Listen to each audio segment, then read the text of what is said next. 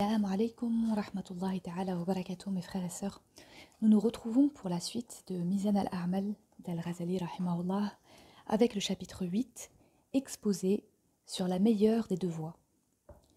Diras-tu, ainsi, tu viens d'ouvrir deux voies différentes, mais laquelle des deux est préférable? Sache donc que le jugement qu'on doit rendre dans de pareils problèmes est celui qui exige la condition et la position du sujet. Ce qui me paraît vrai, Allah sait s'il en est ainsi, c'est qu'il serait faux de juger négativement ou affirmativement d'une façon absolue. Le jugement varie en fonction des sujets et des cas. Or, grave est la situation de celui qui désirerait l'acheminement. Mieux lui conviendrait donc de se contenter de la voie des soufis, à savoir l'adoration continue et la rupture des liens avec le monde. Car rechercher les sciences acquises pour avoir en soi une maîtrise constante est une chose ardue. Elle n'est aisée que dans la force de l'âge, et apprendre étant jeune, c'est gravé sur la pierre. Mais c'est peine inutile que d'éduquer la vieillesse. On demanda à un éminent penseur que devrait faire un vieillard pour apprendre. Autant essayer de blanchir un cilice, répondit-il.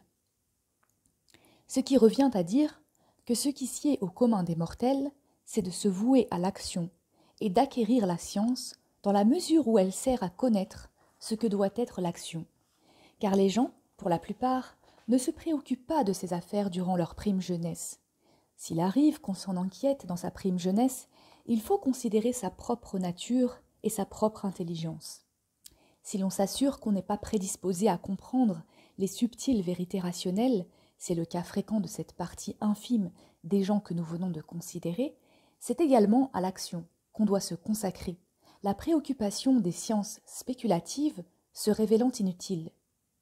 Au cas où l'on serait intelligent, où l'on posséderait la vocation pour les sciences, si l'on ne trouvait dans son pays un savant indépendant qui dépasse le niveau de limitation des prédécesseurs, l'action serait à préférer. Car les sciences spéculatives ne sauraient être acquises sans maître. Il n'est pas de la capacité d'un homme seul d'y parvenir, si ce n'est rarement et après un long temps. C'est pourquoi, si la médecine n'était parvenue à être codifiée, mise en ordre et menée à la perfection par le concours des esprits durant de longs siècles, le plus intelligent des hommes aurait eu besoin d'une longue vie pour découvrir le traitement d'une seule maladie, pour ne pas parler du reste. De plus, la carence de savants indépendants est partout le cas le plus fréquent. Il ne reste par conséquent que 1.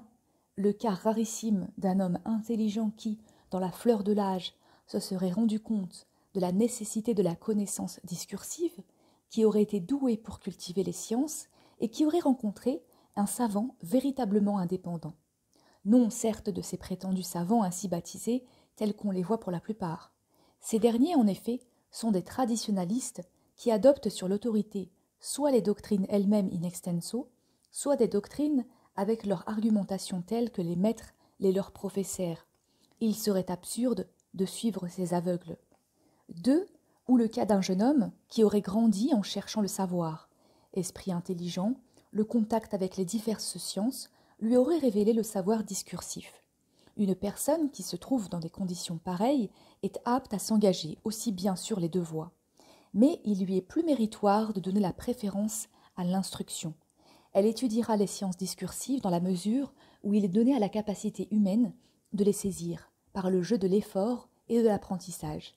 Dans ce domaine, les difficultés sont déjà aplanies par les précurseurs. Quand cette personne aura atteint la limite de ses capacités, quand elle aura cultivé les différentes disciplines scientifiques, il sera bon qu'elle préfère s'éloigner des hommes, se détourner de ce bas monde, se consacrer à Allah et attendre. Peut-être que par cette voie s'ouvrira pour elle ce qui restait fermé à ceux qui empruntaient l'autre voie. Voilà mon point de vue, mais Allah seul possède la vérité.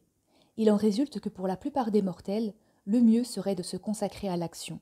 Celle-ci comprend la science pratique, c'est-à-dire celle qui définit ses modalités. Cette science pratique n'est pas aussi noble que l'action. Bien mieux, elle lui est inférieure, puisqu'on la recherche en vue de l'action, contrairement à la science qu'on recherche pour son propre objet, comme c'est le cas de la science qui traite d'Allah, de ses attributs, de ses anges, de ses livres et de ses prophètes, de celle qui concerne l'âme et ses caractères, ou de celle qui a pour objet la connaissance du royaume, des cieux et de la terre, etc.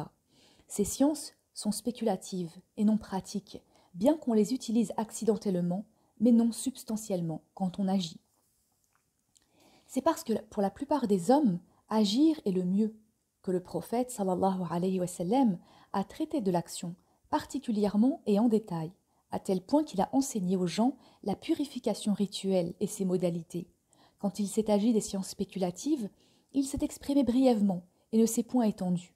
Des attributs d'Allah, il a dit sans plus, rien ne lui est semblable, il est l'audient et le clairvoyant. Surat 62, verset 11. Certes, après avoir mentionné brièvement la science, il a insisté sans fin sur la magnificence, la noblesse et la supériorité de celle-ci par rapport à l'action. C'est ainsi qu'il a dit, entre autres traditions qui se rapportent à ce sujet, une méditation d'1 heure vaut plus qu'une adoration d'1 année. Et il a dit, le savant l'emporte sur l'adorateur comme la nuit de pleine lune l'emporte sur les autres. Mais cette science qui l'emporte sur l'action est nécessairement l'une des deux que voici. Ou bien celle qui définit les modalités de l'action, c'est la science juridique, fiqh, et la science cultuelle, ou bien une science d'une autre nature. Or, il est faux que ce puisse être la science pratique, pour 2 raisons. La première, le prophète, sallallahu alayhi wa sallam, préféra le savant au pratiquant. Or, le pratiquant est censé posséder la science pratique du culte, sinon, ce pratiquant serait un profanateur, un libertin. La deuxième, la science pratique, ne saurait être plus noble que l'action, puisqu'on la recherche non pour elle-même, mais pour l'action. Or, il est impossible que ce qu'on recherche pour autre chose soit plus noble que cette autre chose. Dans un prochain chapitre, le 9e, nous verrons, Inch'Allah, l'exposé sur la nature de la science et de l'action qui donnent accès au séjour paradisiaque. Wassalamu alaikum wa rahmatullahi ta'ala wa barakatuh.